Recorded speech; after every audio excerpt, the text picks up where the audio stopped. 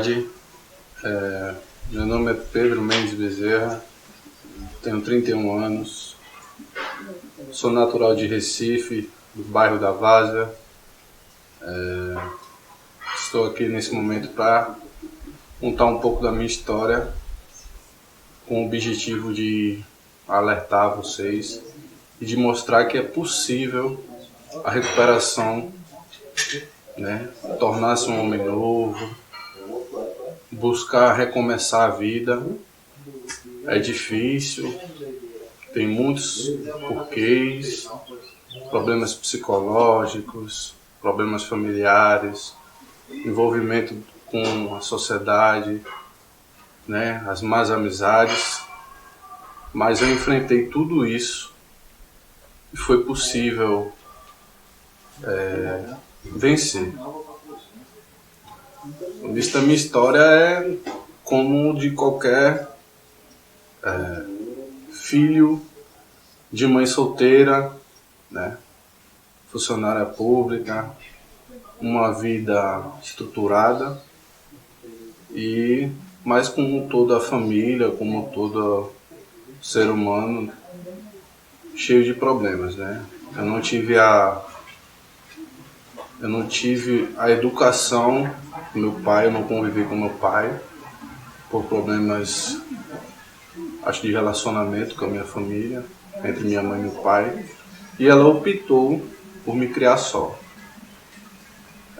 Criação boa, com todos os problemas, que é normal, mas eu fui bem educado, fui bem instruído, mas sempre houve essa ausência do meu pai, sempre senti essa necessidade de uma figura paterna, e foi o início dos meus problemas da infância para a adolescência.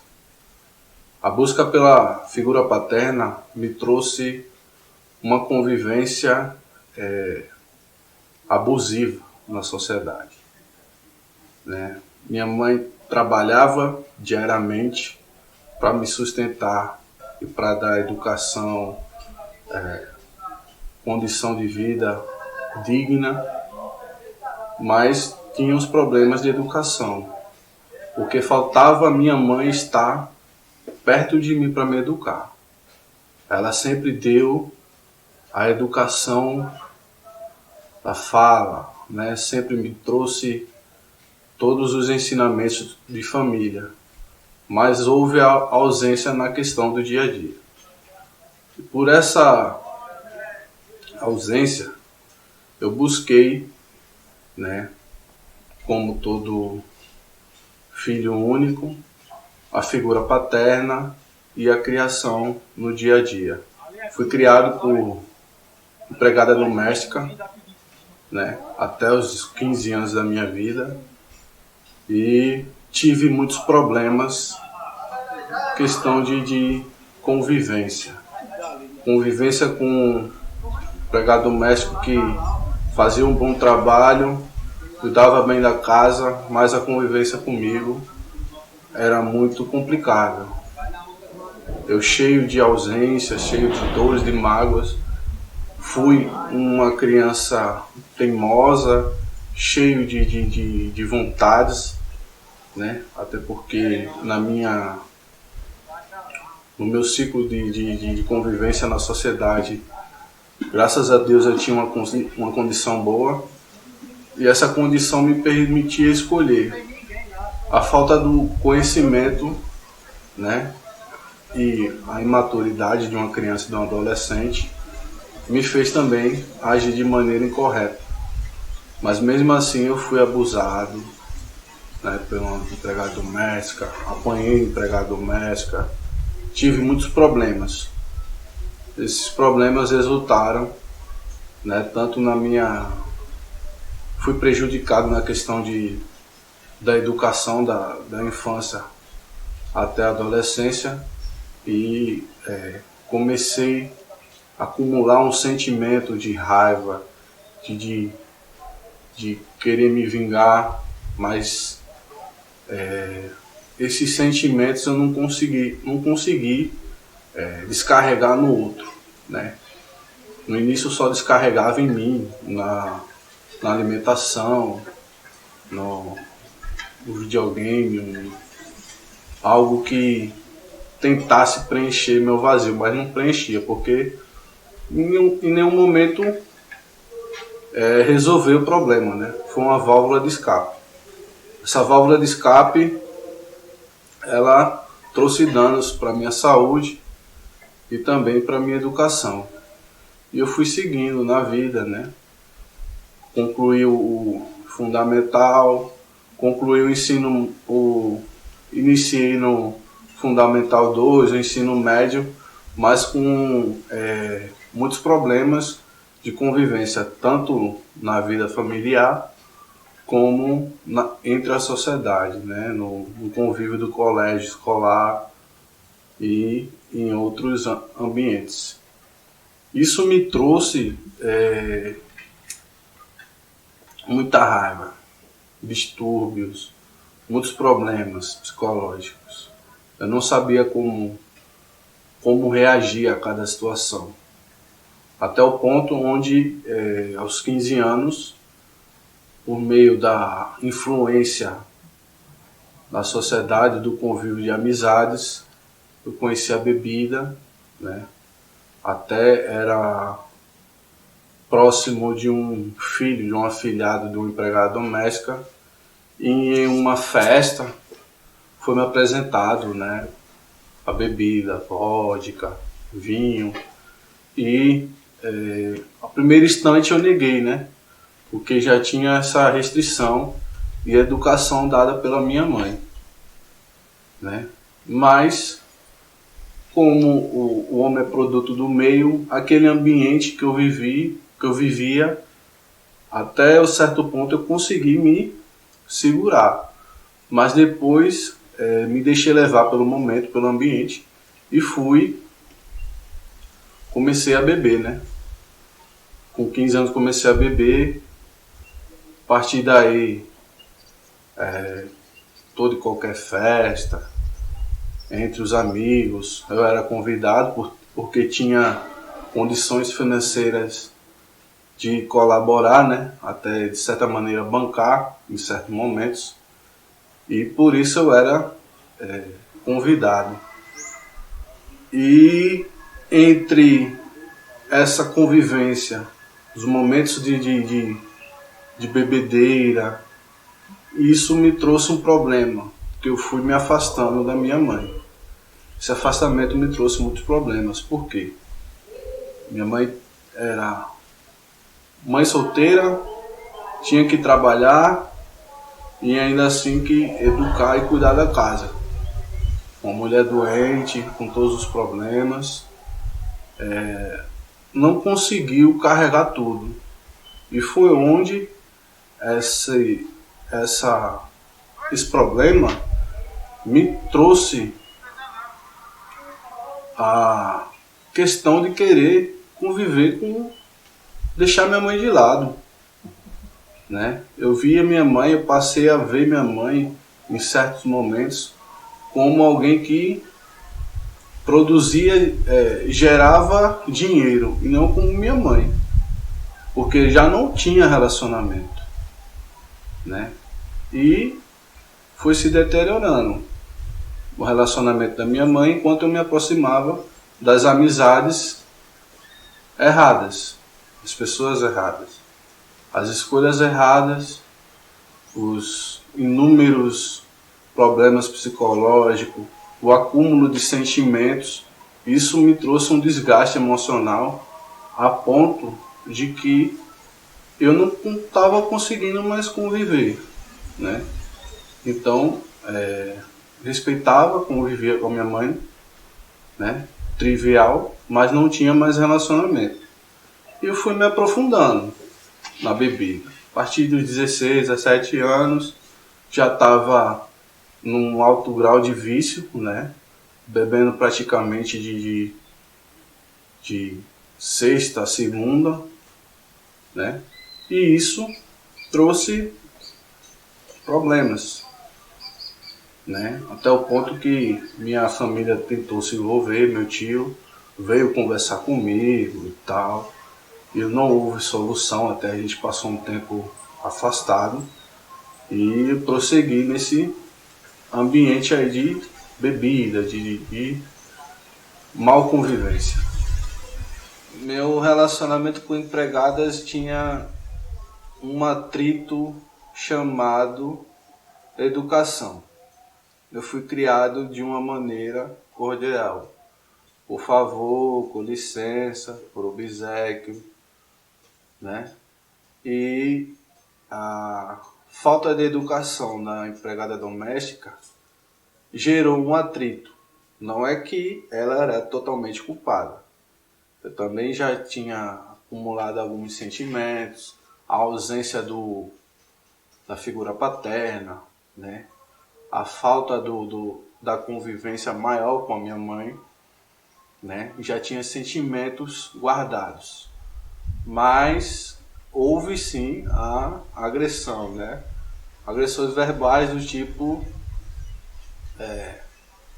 ô filho não sei das quantas, vai fazer isso não é para fazer assim, não é para quebrar isso, não é para jogar a bola dessa maneira. Então a maneira com que eu fui tratado verbalmente não era a maneira com que eu fui educado, né? Isso gerou atrito, como toda pessoa, de se querer se defender. Ainda mais eu, uma criança, né? Todo o meu temperamento, meu perfil, né? Tive muito atrito e respondia no mesmo escalão, na mesma altura. Xingava, brigava, até o momento em que fui agredido. Primeiro agressão verbal, posteriormente agressão física, né? Com tabica de goiaba, um pano molhado, né? Um tapa, um empurrão. Fui muitas vezes agredido, até a minha mãe estar consciente da situação e tomar atitude, né? Minha mãe até foi bastante gentil nesse momento. Ela pagou os direitos da empregada doméstica e mandou ela se retirar, né?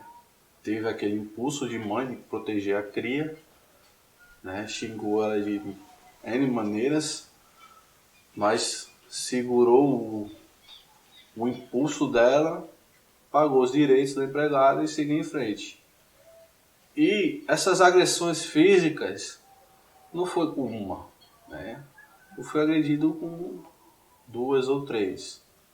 Outra empregada doméstica, ela tinha um hábito, ela até cuidava bem da casa, cuidava bem de mim, fazia uma boa alimentação. Mas o problema dela era que, no período da tarde, após eu chegar do colégio e almoçar, no horário de descanso, eu ia para o meu quarto e ela trancava o quarto. Não pedia nem nada, ele trancava o quarto enquanto se relacionava com o namorado dela na sala da minha casa. Até então eu não sabia. Depois eu desconfiei, né? E fui sabendo por outras pessoas quando tinha um momento de conviver na minha rua que a empregada doméstica levava o namorado dela para casa. E até certo ponto eu fiquei com medo da reação dela por causa das agressões passadas. Mas eu tomei uma decisão. Por volta ela tinha um mês e 20 dias de trabalhando lá. Eu fui, avisei a minha mãe, contei toda a história e minha mãe sabiamente foi e armou uma emboscada, né? Ela foi, fingiu que ia para o trabalho, pela manhã ficou na casa de uma vizinha. Quando a empregada foi me buscar, que retornou à casa, que eu almocei. Fui pro quarto, ela me trancou. Quando ela me trancou, minha mãe só esperou o namorado da empregada chegar em casa. Chegou, minha mãe pegou. Aquela bate-boca, tá, bebê. Minha mãe mandou ela ir embora, juntamente com o empregado. Né? Disse que posteriormente ia pagar os direitos dela, que ela tinha. Seguiu em frente. E com 15 anos, houve a decisão, né, da minha mãe de conversar comigo. Ela sentou e conversou e disse: você já é grande o suficiente para cuidar da casa. É claro que você não vai manter uma casa bem limpa, organizada e arrumada como uma empregada doméstica, mas é melhor do que ter esses problemas. E foi daí que eu comecei a conviver só em casa, né? Onde tive responsabilidade de cuidar da casa, mas ao mesmo tempo eu tive o livre-arbítrio de ter a casa no período da tarde todinha para mim. E aí foi que resultou em problemas posteriores, né? Essa liberdade excessiva traz, sem sabedoria, sem consciência, traz muitas oportunidades para problemas. Como eu citei, eu comecei a beber com 15 anos de idade. E o início foi numa festa onde eu estava na casa da empregada doméstica junto com seus filhos, né? Eles já tinham esse hábito de beber pela influência da família e pela experiência de conviver com pessoas que bebiam, né? Então, houve a liberdade entre a família, não teve preconceito nem autoridade de impedir, e a gente bebia, né? A princípio eu fazia parte das festas e não bebia, ia para comer, até ficava lá tentando conviver, socializar, agora num ambiente em que não estava adequado à minha necessidade. A minha necessidade era de conviver, de conversar e ter aquela figura paterna, e também porque eu era um pouco solitário, mas o ambiente em que eu convivi não foi adequado, porque era um ambiente de bebidas e a princípio eu não consegui, eu consegui controlar, né, dizer não, mas depois, com o passar do tempo, né, a gente aprende não, né, a gente, pela influência do ambiente, a gente acaba se deixando levar e bebendo. E não havia restrição nenhuma em relação aos pais, tios. Aonde eu bebia era um ambiente familiar, mas um ambiente de bebida, né? A família da empregada doméstica, a mãe, os avós, os tios, era como se fosse uma mini vizinhançazinha, né? Onde mora vários familiares juntos, né? E isso trouxe aquele falso ambiente de família, né? Porque tinha um ambiente familiar, mas não era um ambiente apropriado. Eu me sentia tranquilo ali, mas até certo ponto. E fui convivendo, né? Comecei a beber e fui evoluindo, né? Da vodka pro vinho, a tomar cerveja, enfim, todo tipo de bebida. E chegou num período em que a bebida levou ao outro vício, que foi o hábito de fumar. Eu não fumava diariamente, todo dia, mas fumava toda vez que bebia. Sentia essa necessidade, essa vontade, a partir da influência do ambiente que eu vivia. E esse ambiente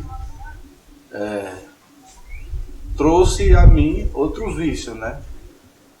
A princípio não consegui com a bebida controlar, mas depois de um certo tempo, decorrente de todos os problemas, todas as frustrações, eu elevei o nível no cigarro, né? Comecei a utilizar em outros momentos.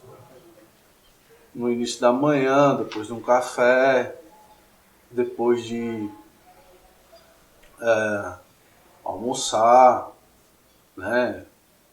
Também no momento de beber.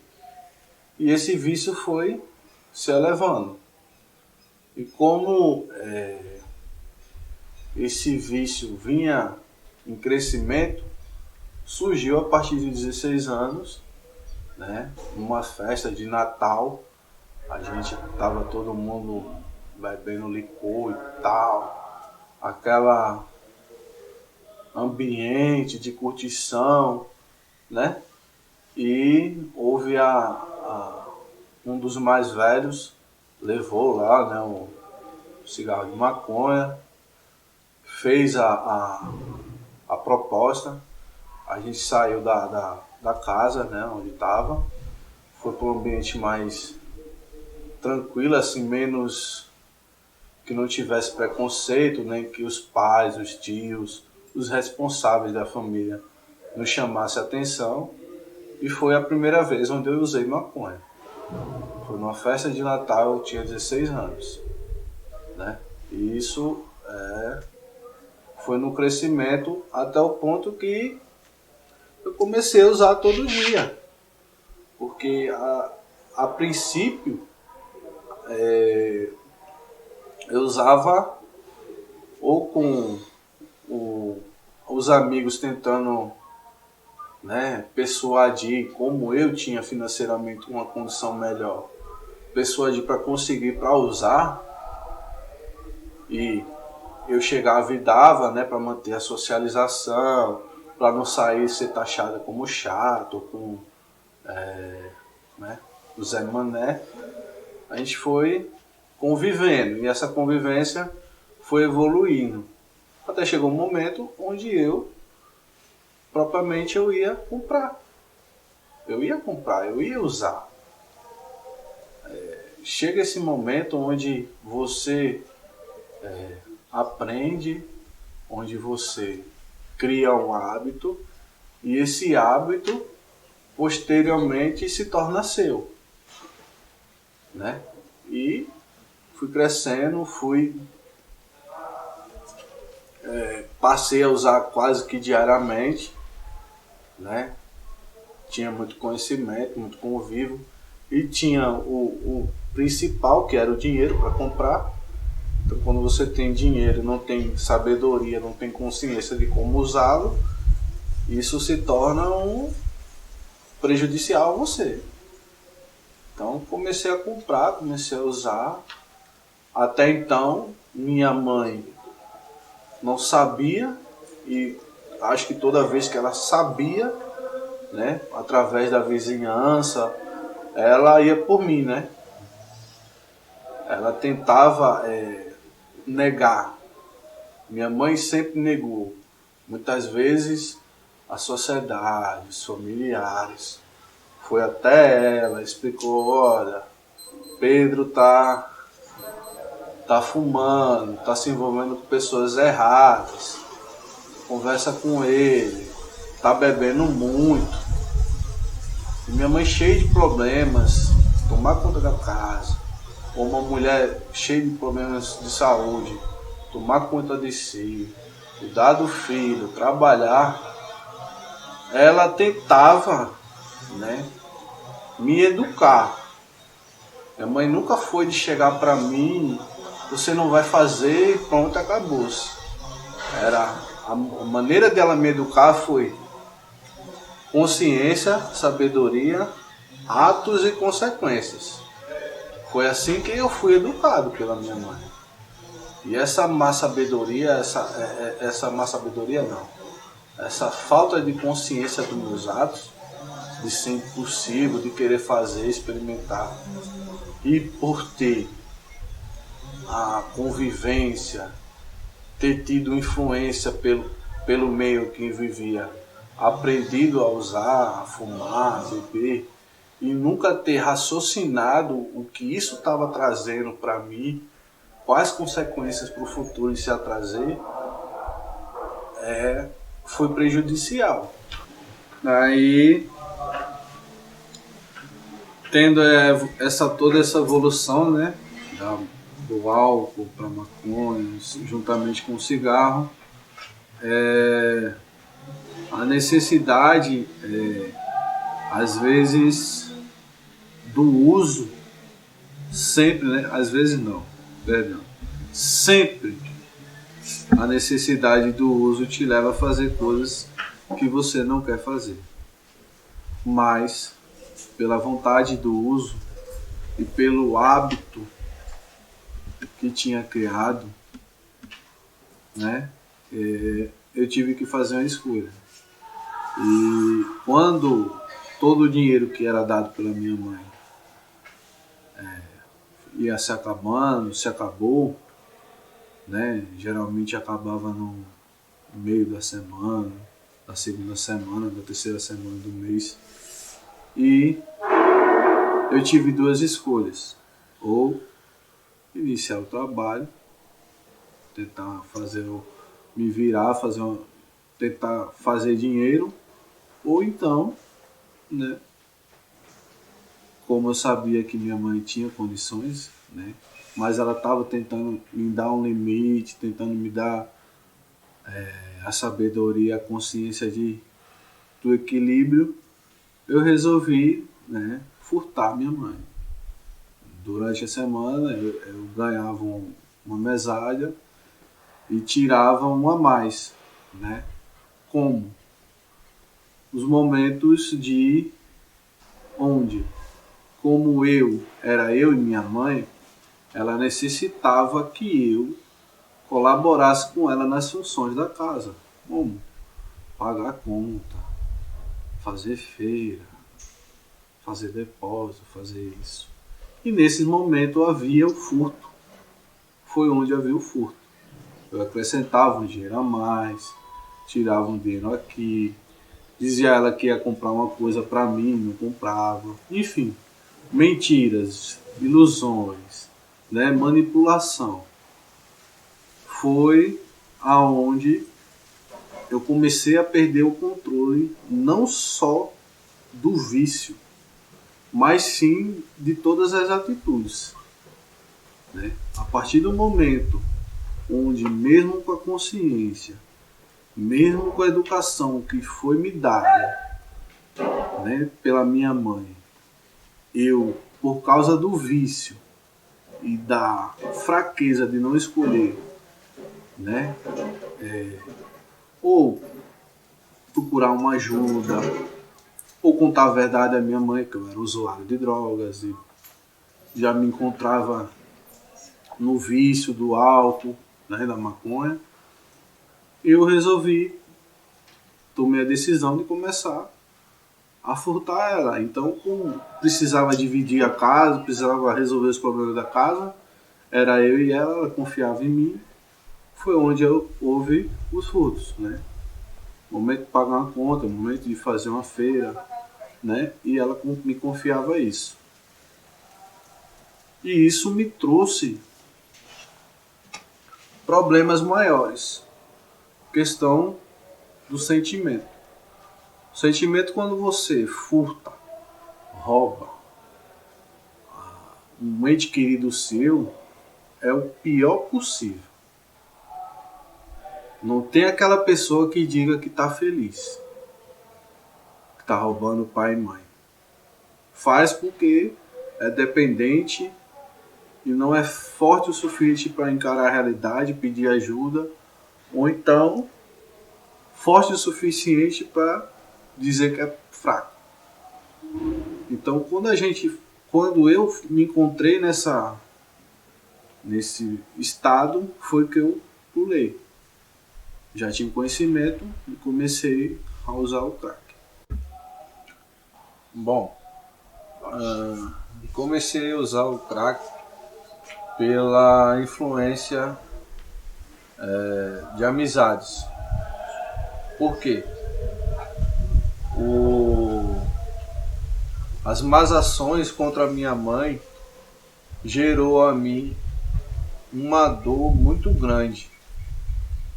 E essa dor, ela progrediu a partir do momento em que minha mãe percebeu isso, que eu estava convivendo com pessoas erradas e que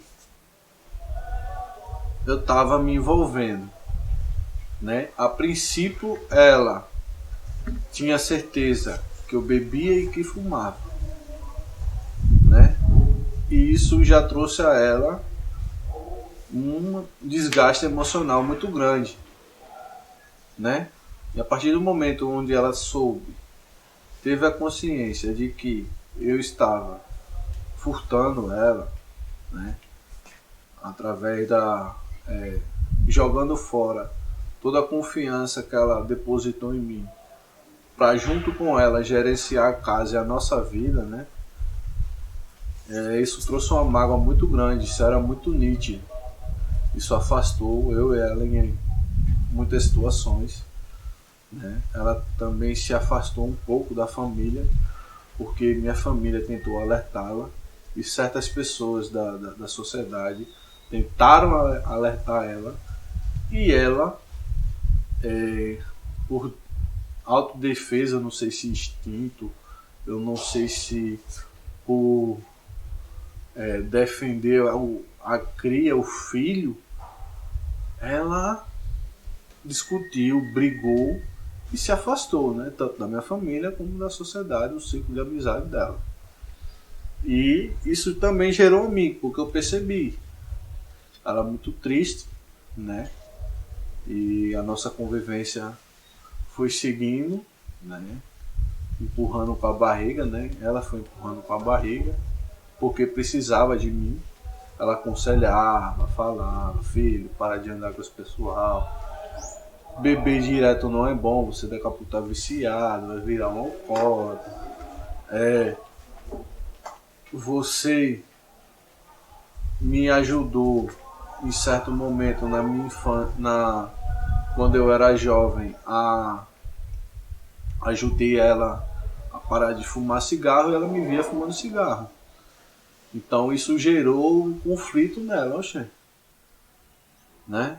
Se você, quando era jovem, tinha essa consciência e vinha até mim dizer, né? Jovem não, criança para adolescente, né? Pré-adolescente, tinha essa consciência, porque agora você mais maduro, com 17, 18 anos, vai estar agindo da mesma forma, né? Você já é um adulto, e foi isso que aconteceu. A minha má convivência trouxe a ela problemas. Eu comecei a usar crack pela influência das amizades, levei isso, né? Eu estudava no período da tarde e fazia o ensino médio, e de noite pedia para um colega ou outro fazer a compra, né? A gente repartia assim, cada um dava uma quantia, a gente se juntava, né? E usava. Passava 2, 3 horas. Então eu largava de 6h15 da noite e ia chegar em casa às 8 horas. Isso chamou a atenção tanto da sociedade, dos próximos, né? Quanto da minha mãe. Porque em certos períodos ela chegava mais cedo do que eu e me questionava. Aí eu constantemente mentindo, dissimulando a situação, né?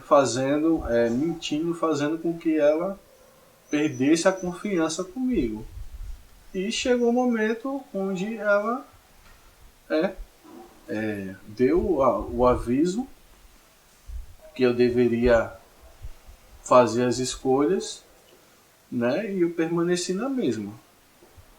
Continuei usando até o ponto onde em 2011 meu tio faleceu, né? Teve um AVC, hemorrágico. Ele era neurocirurgião, teve um AVC hemorrágico.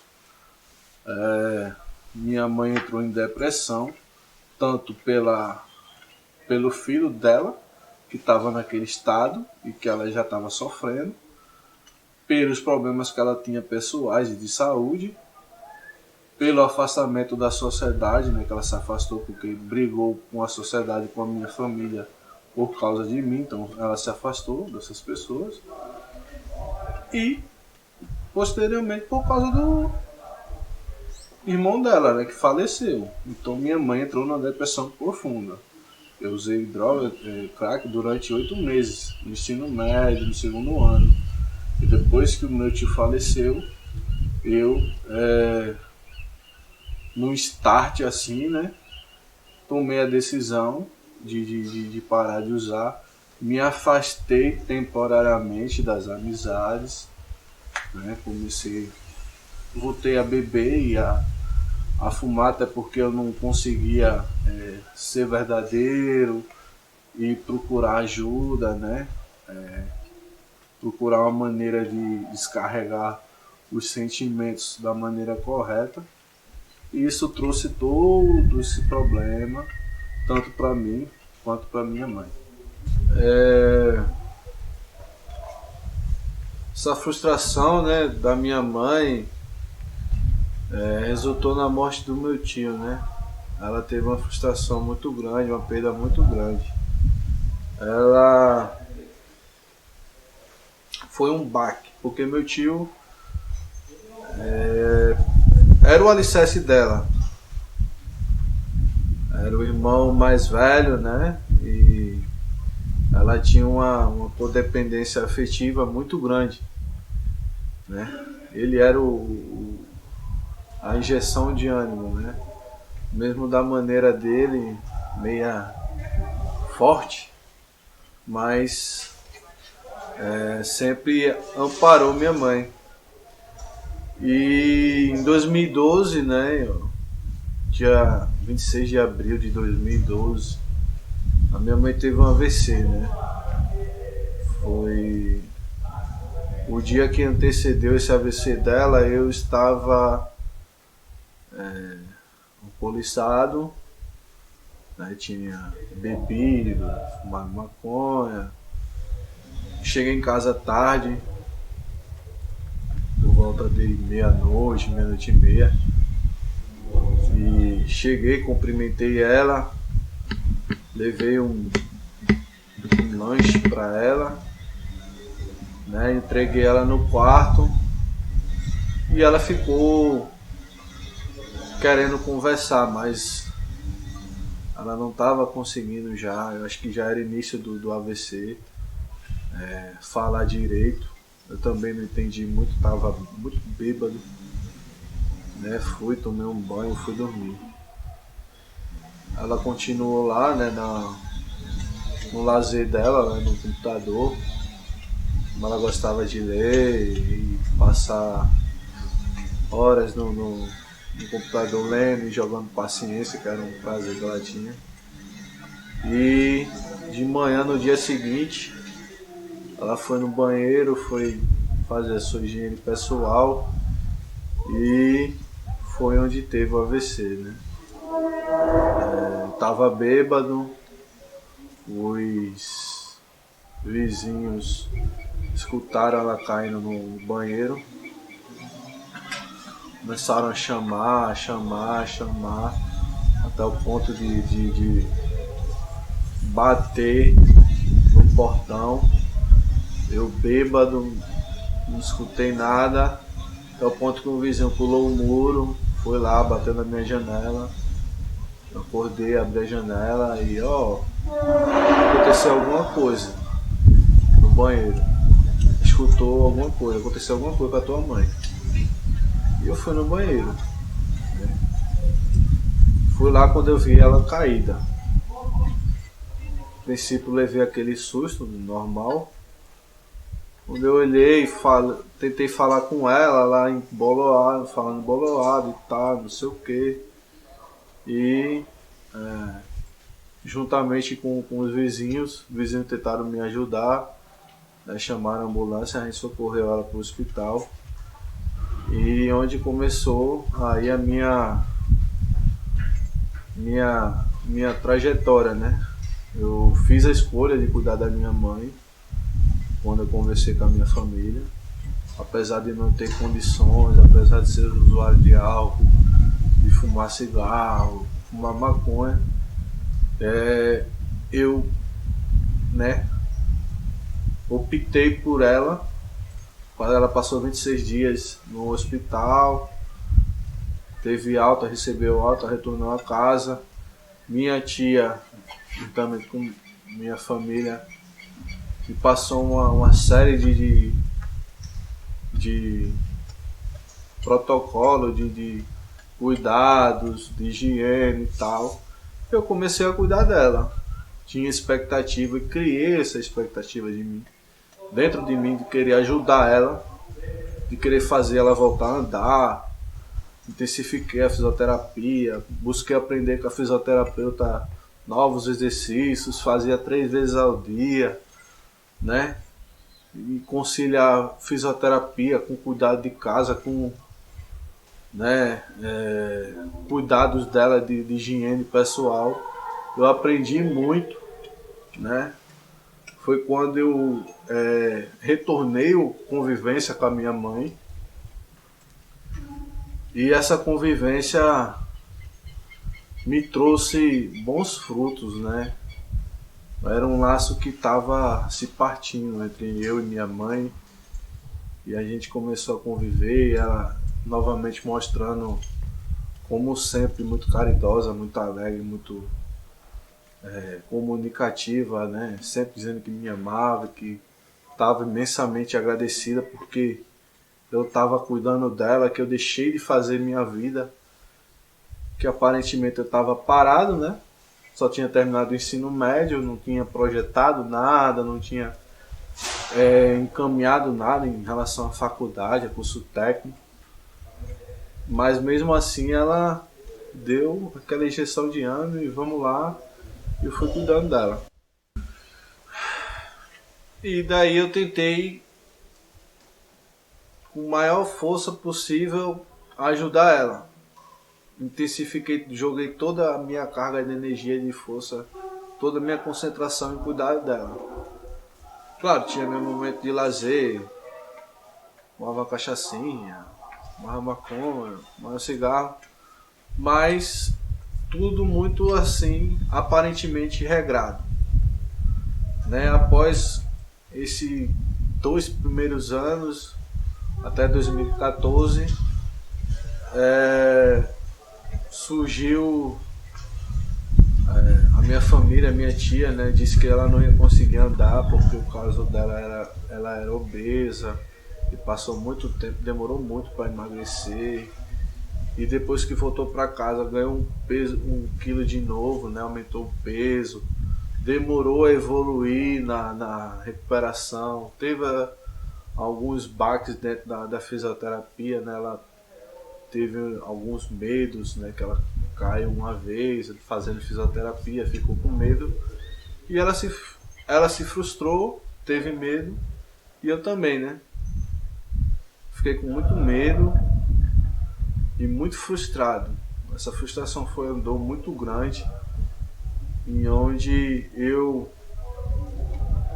até pensei em usar droga, mas em fumar crack, mas naquele momento eu não consegui, né? Descarreguei toda a minha má energia, toda a raiva que eu tinha, todo o sentimento ruim na academia. Foi em 2015, 2016, onde eu cheguei acho que estava com depressão, não sei, por essa frustração me gerou uma depressão. E eu cheguei aos 93 quilos, né? Comia pouco, tinha uma carga muito grande de responsabilidade, né? Que era cuidar da casa, cuidar dela, e ainda assim fazia academia, musculação, corria. Consegui emagrecer e me tornei assim, vamos dizer assim, desejado, né? dono de casa, a mãe acamada, uma condição financeira razoável, bem de peso, né? Comecei a me relacionar, já tinha um convívio, já tinha as amizades, começou a surgir as propostas e tal. Eu comecei a vida no relacionamento. Essa vida gerou uma frustração, né? Eu tive um relacionamento curto, de 6 meses, e eu muito imaturo nessa questão, cheio de mágoas, cheio de problemas psicológicos, uma carga muito grande de responsabilidades. E aí foi meu terceiro baque, foi o pior, que eu retornei ao crack. Esse baque, ele foi muito grande, porque não foi só um baque psicológico, ele foi um baque de tudo. Eu entrei num ciclo vicioso de pensamentos. Eu me aprofundei nas minhas mágoas, na questão de relembrar a ausência do pai, os erros que eu tive com a minha mãe, de ter furtado ela, a falta de ter encaminhado minha vida profissional. Todas essas frustrações foram, nesse momento, elas se juntaram. E aí eu me afundei, né? Me afundei a um ponto em que eu deixei tudo, eu joguei tudo pro ar. Eu deixei de cuidar de mim, até as coisas mais básicas como higiene pessoal. Deixei de cuidar da casa, deixei de cuidar da minha mãe, na higiene pessoal dela, deixei de cuidar da casa, da higiene da casa. Parei todas as atividades, das mais básicas às mais complexas, né? Até pagar as contas, fazer as coisas, eu larguei tudo. Joguei tudo pro alto. E me afundei, né? Eu tinha um local para uso, eu tinha minha casa para uso, eu não precisava de nada nem de ninguém. Então foi aí que esse relacionamento me trouxe muitos problemas, porque eu não conseguia digerir. Eu tinha um sentimento, eu amava ela, eu queria estar com ela, mas eu sabia que eu não poderia, porque eu tinha minha mãe para cuidar, eu tinha meu futuro para cuidar, eu tinha casa para cuidar, eu tinha responsabilidades, eu tinha a responsabilidade financeira de cuidar do patrimônio da minha mãe, do dinheiro dela. Então foi uma bola de neve. E eu comecei a usar crack num nível absurdo, de 5 a 10 gramas por dia. Para quem passou 2, 3 anos, isso é praticamente um suicídio. Eu não sei como eu não tive um infarto ou alguma doença do tipo, até porque eu tenho predisposição à pressão alta, né? Então foi Deus mesmo que me segurou. Mesmo naquele momento ali, Deus estava comigo. Eu joguei tudo pro alto, a vizinhança começou a me questionar os cuidados. Pediam para fazer visita à minha mãe, eu deixava, chegava lá e falava com ela. E minha mãe, num amor absurdo, né? Botava para fora, não ligava. E chegava e queria falar comigo, porque mesmo com o AVC ela sempre foi lúcida, né? Tinha lucidez. E aí começou vício e vício, até o ponto que eu fui denunciado por maus tratos, porque eu não estava cuidando da condição financeira dela, do patrimônio financeiro, não estava cuidando da higiene pessoal da casa, da higiene pessoal minha e da minha mãe, nem muito menos da fisioterapia, porque por mais que ela não voltasse a andar, tinha que continuar a fisioterapia para manter o corpo em atividade e eu joguei tudo pro ar. Foi isso que aconteceu e uma bola de neve até o ponto onde, junto à família com o pessoal do trabalho da minha mãe, foi fazer uma visita, viu a condição e tentaram interceder, né? Houve intervenção, né? Junto com a colega do trabalho da minha mãe, ela mostrou o projeto, né? Você precisa mudar. Por enquanto você não tem condições financeiras, de condições psicológicas de cuidar do dinheiro da sua mãe. A gente vai controlar a parte financeira, né?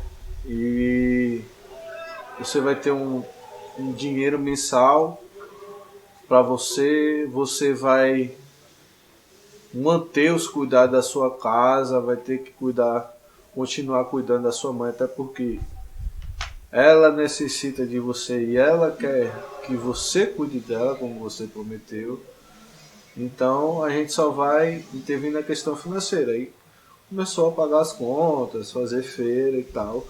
E, a ponto de vista assim, primeiro ponto, foi um problema menos, né? Uma responsabilidade a menos para mim. E eu passei a tentar me policiar, né? E houve uma melhora. Eu passei um período, né? Não tinha mais condições de uso de drogas e até também sabendo como é que é o mundo das drogas, né? Não podia também estar fazendo uma coisa além, mas mesmo assim, mesmo com essa ajuda, eu criei os problemas, né? A partir do momento que houve um limite financeiro, eu burlei esse limite financeiro na questão do tentar pegar fiado com o traficante e tal. A princípio houve e tal, e eu pagava direitinho, mas, né, depois de um certo tempo você quer mais, e descarrega todo o seu sentimento, toda a sua raiva naquilo, que você perde o controle. E aí foi quando começou a questão do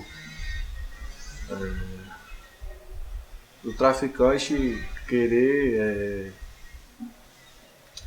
me pressionar, né, a pagar, né, que eu ficava devendo, queria que eu pagasse tudo certinho e você ia, porque como o traficante às vezes é do seu ciclo de amizade, você tenta manipular a situação, que você é meu amigo, mas no mundo da droga não existe amizade.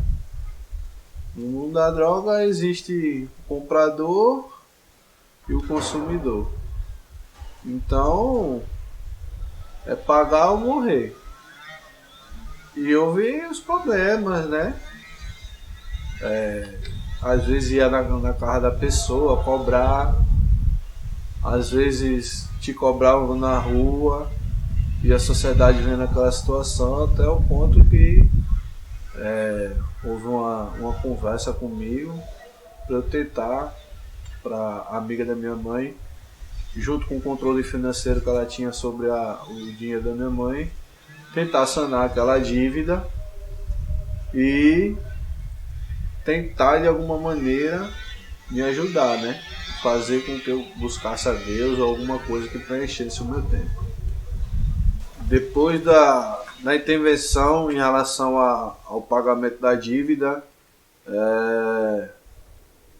pagou uma vez, duas e tal, até o ponto em que essa amiga da minha mãe, ela decidiu deixar de fazer isso, porque viu que não tinha situações, não tinha como. Teve uma conversa onde ela questionou minha mãe se eu não deveria escolher, se ela não deveria escolher entre a mim e ela, E minha mãe decidiu permanecer comigo, decidiu que eu ia ficar na casa e que não ia largar de mim, até porque era eu que cuidava dela. E como eu não desisti dela, ela não iria desistir de mim. E até o ponto onde eu já drogado já, né? Não estava cuidando direito da casa, das coisas. Onde minha mãe teve uma doença simples, né? Ela não estava conseguindo se alimentar. Eu a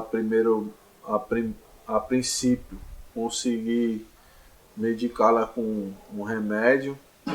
Ela voltou a se alimentar, mas não durante uma semana conseguiu se medicar e depois voltou a não conseguir se alimentar novamente. E essa questão de saúde eu deveria ter levado a minha mãe para o hospital com antecedência. E eu não fiz isso. Tentei medicá-la, tentei cuidar dela, tentei fazer. Ela a princípio não queria ir para o hospital, mas depois, como não viu a gravidade, pediu para ir, eu com receio, com medo e tal. Na época da pandemia, mesmo que fosse a metade da pandemia, mas tinha aquele receio. Acabei que não levei ela e ela veio a óbito, né?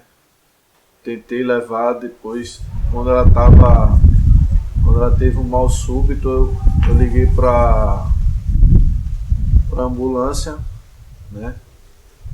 E eles vieram, fizeram os primeiros socorros, tentaram reanimar ela, mas infelizmente ela faleceu. E daí começou o meu drama, né? Porque eu já não tinha mais não tinha nada nem ninguém que me impedisse para ir pro fundo do poço.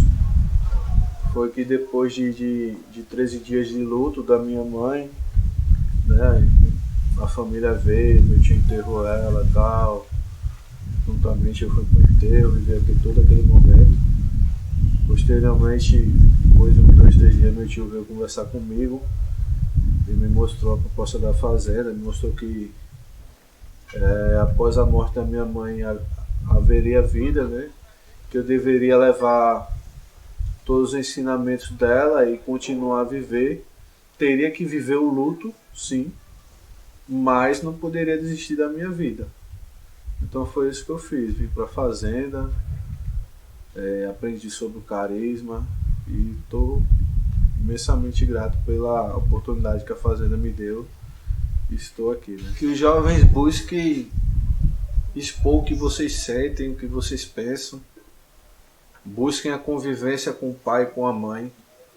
Independente dos problemas, da divergência da convivência. Os pais, eu digo, busquem sempre insistir nos seus filhos. Busquem dar a melhor educação possível. Mostrem que vocês são mais do que pais, né? Que a figura que o filho tem em relação ao pai é uma figura de super-herói, mas não é. O pai também tem suas falhas, tem suas fraquezas. E a partir do momento que vocês expõem a seus filhos isso e tentam convencer, conversar com eles, vocês expondo suas fraquezas, eles vão ter confiança de expor suas fraquezas a vocês. Então, antes de serem pais, sejam humanos. Mostrem quem realmente vocês são. Eu tenho certeza que seus filhos serão também levados a buscar ser o mais verdadeiro possível. E quando a gente esconde algo para o filho também sente. O filho também sente que o pai mente, que o pai omite, que o pai dissimula, se sai de uma conversa, de uma situação. Então que vocês possam mostrar isso realmente quem vocês são, suas fraquezas, suas virtudes. Porque só assim, para nós, filhos, mostrar quem nós somos. E não ter medo da reação de vocês. O medo da reação, às vezes, trava o filho de dizer a verdade. Depois da conversa, eu me sinto uma sensação de dever cumprido. De expor o que eu vivi, o que eu senti, quais foram minhas frustrações, quais foram minhas dúvidas. E que essas dúvidas podem ser a solução de problemas de outras pessoas. Que eu possa, através da minha experiência de vida, dos meus erros, né, ajudar os outros a não viverem esse caminho. Mas, ao mesmo tempo, sempre fica a sensação que você deveria ter dito algo a mais. Eu sempre tenho essa sensação que eu deveria ter dito algo a mais, ter dito de uma maneira melhor, que essa forma de falar conseguisse chegar a todo tipo de pessoa, né? Mas me sinto liberto também, né? Quando demorei muito para aprender que depois que você conta a verdade, você se liberta daquele problema. O problema é causado. Existe o problema. Existe o sentimento que o problema causa. Mas se você retrai isso, você acumula e cria outro problema. Mas quando você expõe, cria vias de soluções, né? Porque às vezes quando a gente não consegue resolver, a quem você expõe consegue mostrar um caminho. Pergunta: e o futuro? Meu futuro? Meu futuro, eu pretendo permanecer um tempo na fazenda ainda. Eu não sei se aqui, Jaboatão, mas eu sei que eu vou estar na fazenda, vivendo o carisma. Primeiro, porque eu pretendo estudar, preciso de um tempo a mais para mim, né? Eu já vivi a parte da recuperação, todo o tratamento, o trabalho, o se doar. Agora eu vou tentar me organizar a ponto de dividir o voluntariado e meu futuro. É assim que eu projeto, que eu penso, e juntamente pensando e revendo isso com a família, que era uma coisa que eu nunca fiz. Eu sempre tomei minhas decisões e vivi minhas consequências. Hoje eu estou vivendo e vendo em conjunto a minha vida, meu futuro, que me ajuda a pensar e rever, né, os pontos que podem evitar problemas para mim. Porque se eu vejo junto, eu crio confiança, tanto de comigo mesmo, de me sentir estimulado e firme para viver com propósito, como de ver que a minha família sente confiança em mim, porque eu estou me expondo. Vou fazer técnico de enfermagem, entendeu? Mas estou estudando ainda, quando eu posso e quando eu tenho tempo, quando eu estou com a cabeça boa, que eu preciso muito estar com a cabeça boa para poder estudar, para não voltar a fazer o curso assim cru, né? Que eu terminei faz 11 anos. Então eu tenho que treinar caligrafia, português, gramática, acentuação, essas coisas do ensino que a gente necessita. Mas estou aí, caminhando.